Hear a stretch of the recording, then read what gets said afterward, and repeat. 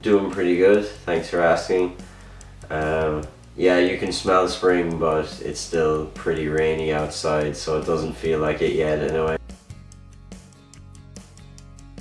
My name's Marty, I'm 23, I'm from Ireland. I'm from a town called Limerick, which is down in the southwest of the country. Previously, I played in a bunch of bands when I was in school, but the more prominent one was a band called Going 90. We were kind of an indie alternative four-piece.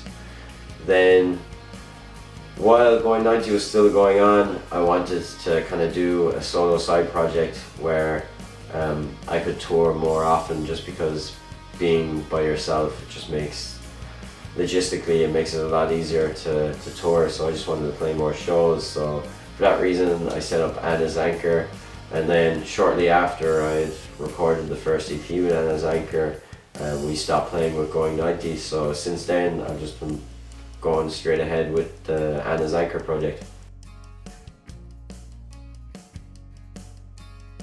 My father played guitar, and when I was younger I suppose I was kind of drawn to that. When I was about 10 years old, I asked him if he'd teach me lessons, and he taught me a bunch of folk songs, and I kind of wasn't really interested in that, so I put it down. And then maybe 4 years later I went to this summer camp, and a friend there taught me Smoke on the Water on the acoustic guitar, just a little riff, and there was no turning back after that then really. And came home from Irish college and then was just looking at videos on YouTube of how to play the guitar, and then it's just kind of snowballed since then really.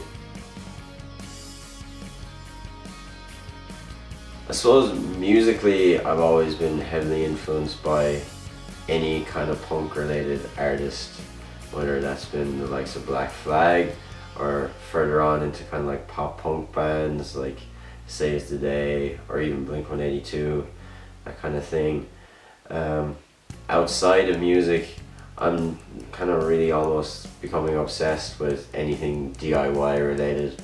I think the whole just DIY ethos is something that I've started to value a lot and definitely appreciate.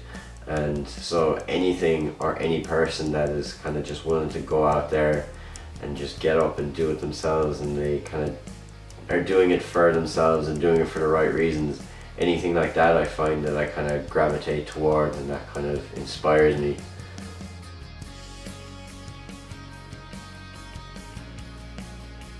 Well, I suppose the split first came about. I wanted to do one for a good while. I just think a split just makes total sense from the point of view of you're kind of sharing your resources and kind of adding to that whole community feel.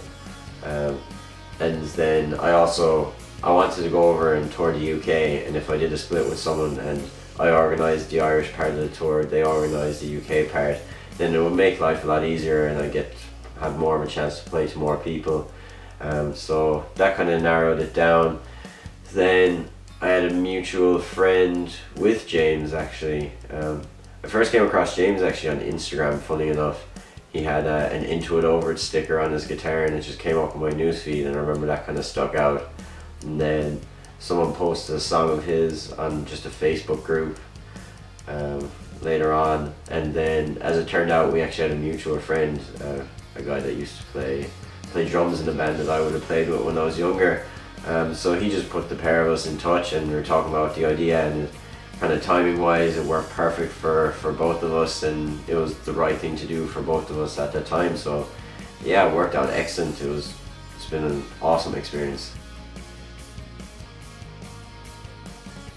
Yeah, James was with me for all of the dates as I was with him, so everything, like absolutely everything to that release was just 50-50 down the middle.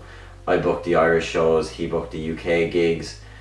He wrote, recorded and did all of his songs, and I did the same, and then we chose the artwork together. We were kind of constantly Skyping back and forth and came up with the title together. So we were absolutely everything to do with the whole project. We were both involved with it from both aspects, and the tour went great because as a musician, I suppose, when you're going out into a new town that you're not familiar with, you don't know what promoters to go to, so there's always the risk that you're going to book the wrong venue or go with the wrong promoter.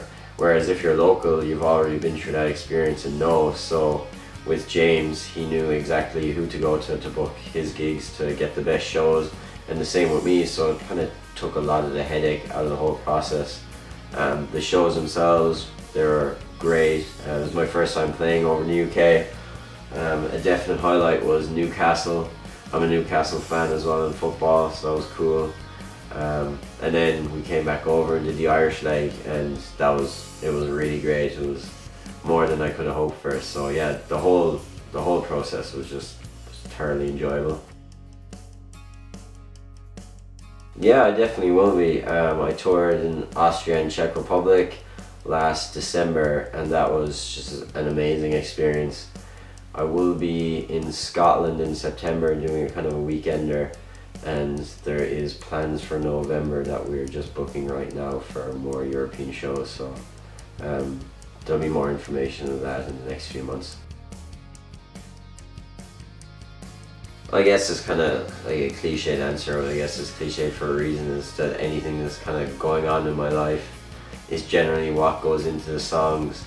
I put a lot of time into the lyrical content of the songs, so that's really just anything that's going on in my life, whether it's relationships with people or friendships.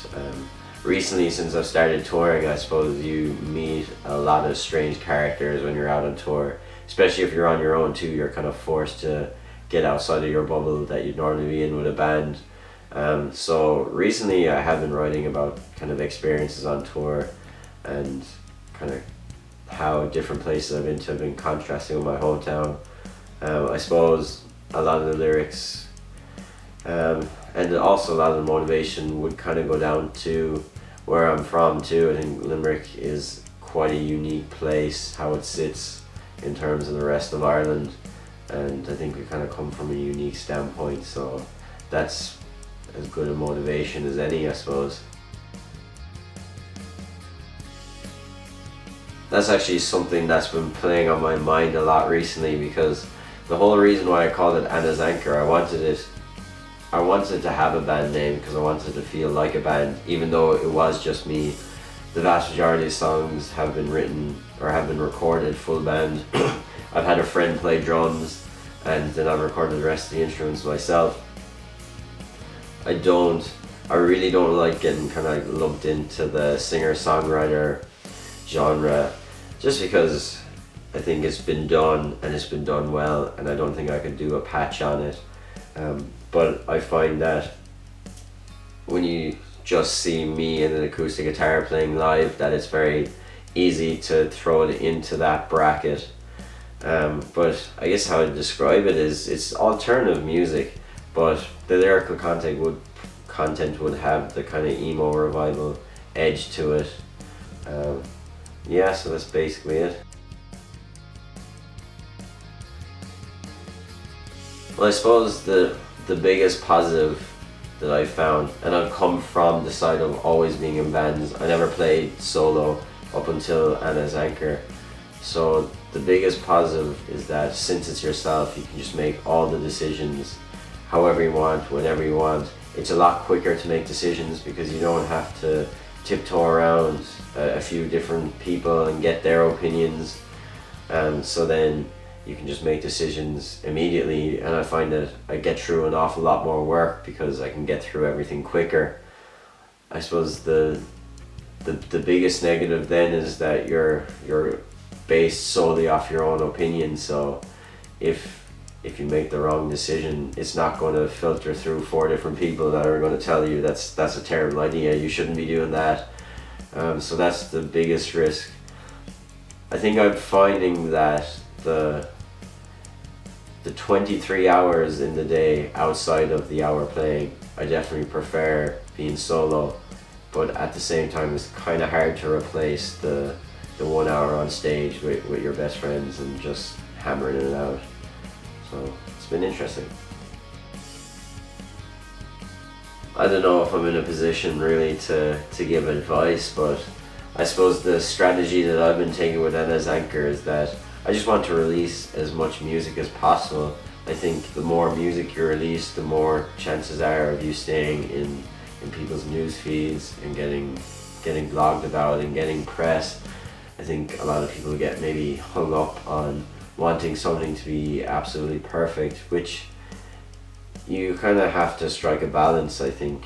But at the same time, if you're not releasing any music or not gigging or touring, people are never going to find you. So I think the one piece of advice I'd say is just do as much as possible, as much as you can, and enjoy what you're doing.